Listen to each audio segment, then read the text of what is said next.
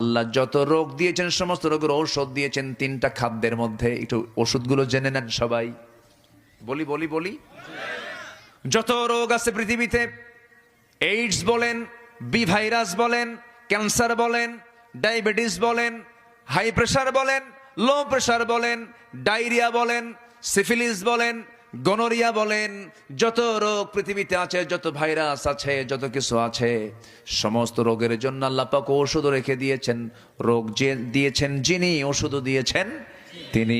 ওষুধ আছে, এর মধ্যে শ্রেষ্ঠ ওষুধ হলো তিনটা। একটা হলো চারটা, একটা হলো জমজম। একটা কি? জমজম। সেই পানিটা কোথায় পাওয়া যায়? কোন জায়গায়? সৌদি আরব তো অনেক বড়, বলেন কোথায়? কাবা শরীফের সামনে সেই কূপটা। কাবা শরীফের সামনে সেই কূপটা। এই কূপ হলো আশ্চর্য কূপ।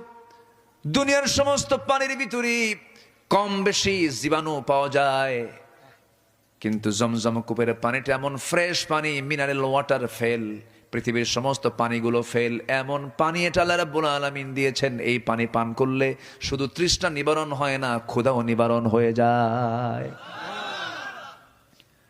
2015 সালের দিকে আমি হজে গিয়েছিলাম, সেকেন্ড টাইম। প্রথম হজ করেছি 2009 সালে। হ্যাঁ, 2015 সালে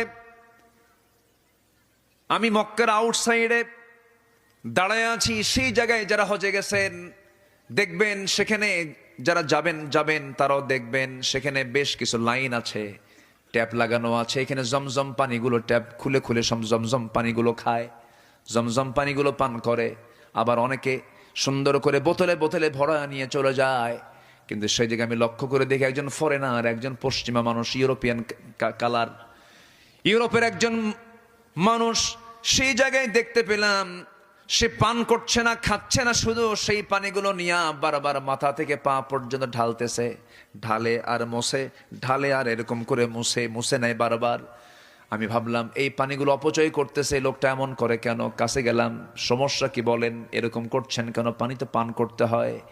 সঙ্গে সঙ্গে লোকটা বলতেছে, আমি এই পানিগুলো পান করি, সব নিয়ে যাই, কিন্তু আমার স্কিন প্রবলেম। কি হয়েছে? স্কিন ক্যান্সার হয়েছে।